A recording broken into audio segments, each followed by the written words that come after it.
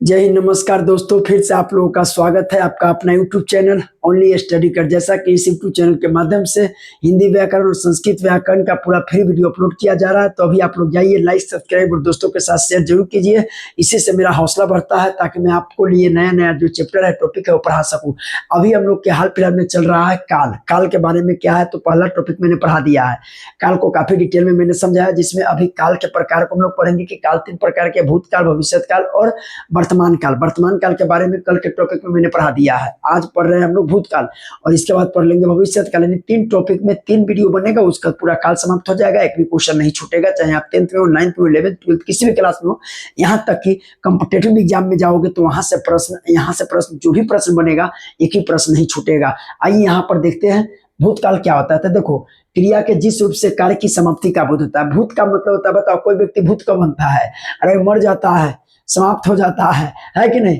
तभी ना भूत बनता है। ना बोलते हैं चुड़ैल बन गया, भूत बन गया है।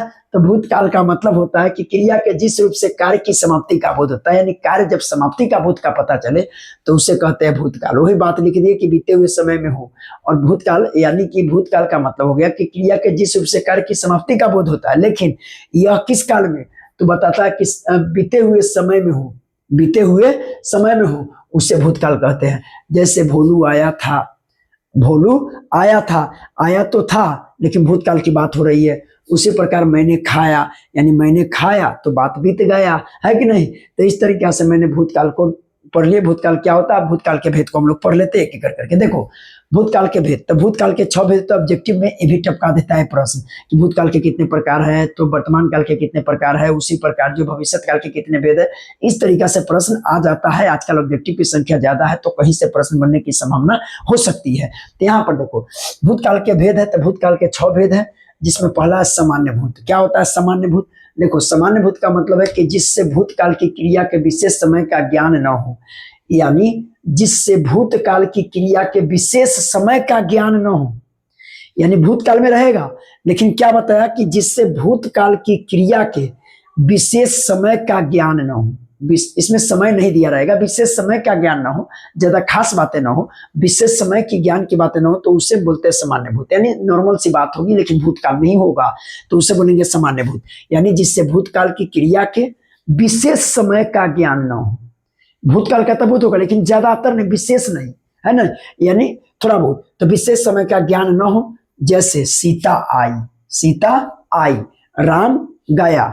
सिंपल है, यानी सामान्य सी बात हो रही है ना, इसीलिए सामान्य भूत। यानी भूत में तो हो रहा है लेकिन सामान्य सी बात हो रही है। सीता आई, राम गया, वह खाया, मैंने लिखा। इस तरीका से हो गया सामान्य भूत, जिसमें नॉर्मल सी भूतकाल की बात होगी। ठीक है। अब है आसन भूत। देखो आसन भूत क्या है, तो क्रिया के इस रूप से क्रिया की समाप्ति, यानी क्रिया के इस रूप से क्रिया की समाप्ति निकट भूत में हो। यानी क्रिया की समाप्ति निकट भूत, काफी नजदीक, यानी भूत में होगा लेकिन निकट वाले भूत, नजदीक भूत में हो, या तत्काल ही सूचित होती हो, या तत्काल ही सूचित होती है, उससे हम बोलते हैं आसन भूत। यानी आसन भूत का सीधा सा मतलब हो गया कि जिससे भूतकाल की क्रिया के विशेष, मतलब यहां पर बताया कि क्रिया के इस रूप से क्रिया की समाप्ति निकट भूत में हो। कहां पर हो? निकट भूत में हो, या तत्काल ही सूचित होती हो, या तत्काल ही सूचित होती हो, उसे हम कहते हैं आसन भूत। एक बार फिर से समझ लीजिए, एक बार ध्यान से समझो। हम लोग एक चीज को 2 बार 3 बार समझने का कोशिश करेंगे, आपको समझ में आ जाना चाहिए, है ना? देखो एक बार फिर समझो। आसन भूत का मतलब क्या हो गया, तो क्रिया के इस रूप से क्रिया की समाप्ति निकट भूत में हो। क्रिया की समाप्ति होगा ये काफी करीब, यानी निकट भूत में होती है, या तत्काल ही सूचित होती है, उसे हम कहते हैं आसन भूत। जैसे देखो, मैंने खाना खाया है, मैंने खाना खाया है, यानी अभी अभी खाया है, अभी अभी जस्ट शो कर रहा है इसको। ठीक है, मैंने खाना ना बोल, क्या तुमने खाना खाया है? हाँ मैंने खाना खाया है कि नहीं? तो इस तरीका से ये हो जाएगा आसन भूत, क्योंकि क्रिया की क्या हो रही है कि समाप्ति का निकट भूत में हो रही है। यानी भूतकाल में तो हो रहा है लेकिन काफी निकट, है ना? वही बताया कि क्रिया के इस रूप से क्रिया की समाप्ति निकट भूत में हो, या तत्काल ही सूचित होती हो, या तत्काल ही सूचित होती हो, उसे हम बोलते हैं आसन भूत। जैसे मैंने खाना खाया है, तो देखो खाना खाया है तो बात बीत गया, लेकिन अभी जस्ट का शो कर रहा है ना, जस्ट बीते हुए समय के पता चल रहा है ना, तो इसको बोलते हैं आसन भूत। अब पूर्ण भूत क्या होता है? तो देखो, पूर्ण भूत का एक पूर्ण होगा तो दूसरा अपूर्ण होगा, एक पूर्ण होगा एक अपूर्ण होगा। पूर्ण भूत में क्या होता है? देखो, जिससे क्रिया की समाप्ति के समय का स्पष्ट बोध होता है, यानी इसमें पूरी तरह से पता चलेगा कि क्रिया समाप्त हो चुका है ना, पूरी तरह से। वही बताया, पूर्ण भूत का मतलब जिससे क्रिया की समाप्ति के समय का स्पष्ट बोध होता है, यानी इससे स्पष्ट बोध हो जाएगा कि क्रिया समाप्त हो चुका है।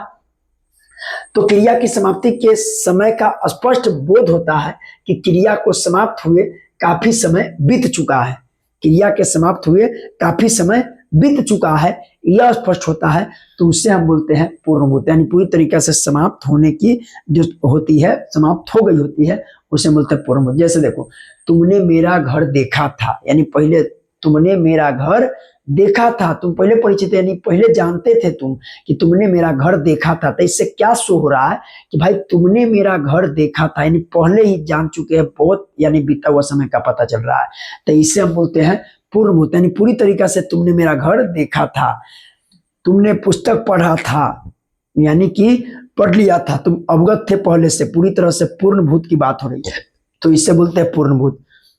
यानी जिससे क्रिया की समाप्ति के समय का स्पष्ट बोध होता है कि क्रिया को समाप्त हुए काफी समय बीत चुका है, क्रिया के समाप्त हुए काफी समय बीत चुका है। जैसे देखो यहाँ पर, तुमने मेरा घर देखा था, उसने मोहन को मारा था, बात पूरी तरह से बीत चुका है, और पूरी तरह से जो है बीता हुआ जब हो जाए, समाप्त हुए काफी समय बीत चुका है कि तुमने देखो उसने मोहन को मारा था, तभी थोड़ी मार दिया, बीत गया, बहुत पहले की बात है कि उसने मोहन को मारा था, यानी पूर्णता को शो कर रहा है। तो इस तरीका से हो जाएगा पूर्ण भूत। अब है अपूर्ण भूत। अपूर्ण भूत का मतलब क्या होता है, इस बात को समझो। देखो, अपूर्ण भूत का मतलब है कि क्रिया के इस रूप से ज्ञात होता है कि क्रिया भूतकाल में संपन्न हो रही थी, परंतु उसकी समाप्ति का पता नहीं चलता है। यानी भूतकाल तो शो करेगा, वही बताया कि भूतकाल का यानी क्रिया भूतकाल में समाप्त हो रही थी, परंतु उसकी समाप्ति का पता ही नहीं चलता है कि कब समाप्त पूरा हो जाए। यानी कि इसमें बताया अपूर्णता को शो कर रहा, इसमें पूर्णता को शो किया था। तो इस अपूर्ण भूत का मतलब सिंपल हो गया कि क्रिया के इस रूप से ज्ञात होता है कि क्रिया भूतकाल में संपन्न हो रही थी, यानी क्रिया भूतकाल में संपन्न हो रही थी, परंतु उसकी समाप्ति का पता नहीं चलता, तो उसे हम बोलते हैं पूर्ण भूत। जैसे ममता गीत गा रही थी, ममता गीत गा रही थी, तब बताओ भूतकाल में संपन्न हो रही थी, यानी भूतकाल में तो संपन्न हो रही है, परंतु उसकी समाप्ति का पता ही नहीं चलता। ममता गीत गा रही थी, अब कब समाप्त हुआ पता नहीं चला कि ममता गीत गा रही थी, अभी समाप्त हुआ कि नहीं हुआ इसका पूर्णता शो हो ही नहीं रहा है, इसीलिए अपूर्ण भूत है। जैसे रीता सो रही थी, रीता सो रही थी, तो इस तरीका से ये हो गया पूर्ण भूत। क्यों? क्योंकि इससे क्या ज्ञात होता है कि क्रिया भूतकाल में संपन्न हो रही थी, यानी सीता सो रही थी, सीता सो रही थी, लेकिन पूरा स्पष्ट नहीं है कि अभी तक जगी कि नहीं, अभी सोई रही थी। तो ये बताया कि क्रिया भूतकाल में संपन्न हो रही थी, परंतु उसकी समाप्ति का पता ही नहीं चलता है, समाप्ति का पता ही नहीं चलता है। जैसे ममता गीत गा रही थी, सीता सो रही थी, ये हो गया अपूर्ण भूत। उसी प्रकार संदिग्ध भूत में संदेह का उत्पन्न होगा। देखो, क्रिया के इस रूप से, यानी क्रिया के इस रूप से भूतकाल में काम के पूरा होने में संदेह का बोध होता है, यानी काम के पूरा होने में किसका बोध हो जाएगा? संदेह का बोध हो जाएगा, यानी डाउट का बोध होगा, यानी डाउट चलेगा, यानी संदेह का बोध होगा, तो वो मेरे दोस्त हो जाएगा संदिग्ध भूत। ध्यान से समझिए, बहुत ही कम समय है एग्जाम का, है ना, चाहे आगे भी एग्जाम आप देने की तैयारी कर रहे हैं तो अच्छे से बातों को समझो, मेहनत करना सीखो, नोट डाउन करना सीखो, है ना। हमारे व्हाट्सएप चैनल जो है बन गया हुआ है, आप नए व्हाट्सएप चैनल से जुड़ जाइए। चूंकि मेरा मोबाइल खो गया था तो व्हाट्सएप चैनल डिलीट हो गया है मेरे मोबाइल में, मैं नया मोबाइल लिया तो उसमें लॉगिन किया हूँ। आप नए से फिर से जुड़ जाइए ताकि वहां पर पीडीएफ मिलता रहे आप लोग, और डाल रहे हैं हम प्रतिदिन, वहां से आपको मिल जाएगा। यहाँ पर देखो, तो संदिग्ध भूत का मतलब कि क्रिया के इस रूप से भूतकाल में काम के पूरा होने में संदेह का बोध होता है, यानी क्रिया के इस रूप से भूतकाल में काम के पूरा होने में क्या होता है? संदेह होता है, डाउट होता है, उससे हम बोलते हैं संदिग्ध भूत। जैसे देखो, राम ने खाना खाया होगा, हाँ, राम ने खाना खाया होगा, तुम ही बताओ इसमें संदेह नहीं लग रहा है, पूरा संदेह कि राम ने खाना खाया होगा। अब खाया कि नहीं खाया कंफर्म नहीं है, लेकिन भूत में सो रहा है, भूतकाल है, लेकिन भूतकाल में भी कौन भूतकाल है? संदिग्ध भूतकाल है कि अभी भी संदेह का पता चल रहा है कि राम ने खाना खाया होगा, खाया होगा। ये भूतकाल में तो हो रहा है काम, लेकिन इसमें भी क्या है? संदेह का पता चल रहा है मेरे दोस्त, तो इसलिए हो गया संदिग्ध भूतकाल। जैसे ट्रेन छूट गई होगी, छूटा कि ना छूटा कंफर्म है नहीं ना, लेकिन बीते हुए समय में पता चल रहा है, तो इसीलिए ट्रेन छूट गई होगी। छूट गई बात तो तय है, लेकिन छूट गई होगी लगा दिया तो एक कंफर्म को शो नहीं कर रहा है, मतलब कि डाउट ही है कि ट्रेन छूट गई होगी, पता ना छूटा कि नहीं, लेकिन बता रहा है कि ट्रेन छूट गई होगी, है ना। तो इस तरीका से यह संदेह कब हो रहा है? तो संदिग्ध भूत हो गया, क्योंकि भूतकाल में हो रही है, लेकिन भूतकाल में भी संदेह उत्पन्न हो रहा है। उसी प्रकार हेतु हेतु मदभूत, हेतु हेतु मदभूत का मतलब क्या होता है? देखो, क्रिया के इस रूप से यह पता चलता है कि क्रिया भूतकाल में होने वाली थी, यानी क्रिया के इस रूप से यह पता चलता है कि क्रिया भूतकाल में होने वाली थी। वही बताया कि क्रिया भूतकाल में होने वाली थी, पर किसी वजह से, किसी कारण से, किसी वजह से न हो सकी, उससे बोलते हेतु हेतु मदभूत। हेतु हेतु मदभूत, यानी कि क्रिया के इस रूप से यह पता चलता है कि क्रिया भूतकाल में होने वाली थी पर किसी वजह से न हो सकी, उससे हम बोलते हैं। तो जैसे यदि वर्षा होती तो फसल अच्छी होती, तो न वर्षा हुआ न फसल अच्छा हुआ। तो ये बताया।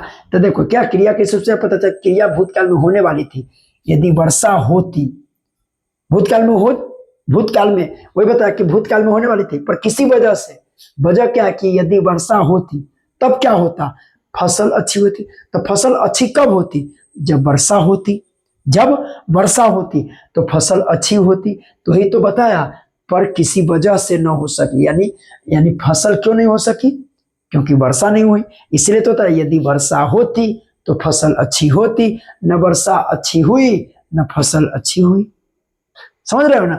तो इस तरीका से हेतु हेतु मदभूत का मतलब कि क्रिया के हिसाब से पता चलता है कि क्रिया भूतकाल में होने वाली थी पर किसी वजह से न हो सकी, यदि वर्षा होती तो फसल अच्छी होती, है ना। इस तरीका से तो न फसल अच्छी नहीं हुआ, क्यों? क्योंकि वर्षा नहीं हुआ, तो न वर्षा अच्छा से हुआ न फसल अच्छा से हुआ। इसी प्रकार ये हो गया हेतु हेतु मदभूत। मेरे दोस्त, भूतकाल का एक छोटा सा टॉपिक मैं 8-8, 10-10 मिनट का, 15-15 मिनट का वीडियो बना रहा हूँ ताकि आप जो है समझ सको, अच्छे से लिख सको, नोट डाउन कर सको, और एग्जाम में बैठो तो धजिया उड़ाकर आ जाओ और एक नंबर चुरा लेना है, ठीक है। यहाँ से देखो इस तरीका से मैं एक और वीडियो बनाऊंगा भविष्य काल, उसके बाद पूरा जो है काल समाप्त हो जाएगा। अच्छे से समझना है, दोस्तों के साथ शेयर करना है, सब्सक्राइब करना है, कमेंट जरूर कीजिए, है ना। चलिए फिर मिलते हैं नेक्स्ट वीडियो में, तब तक के लिए जय हिंद दोस्तों।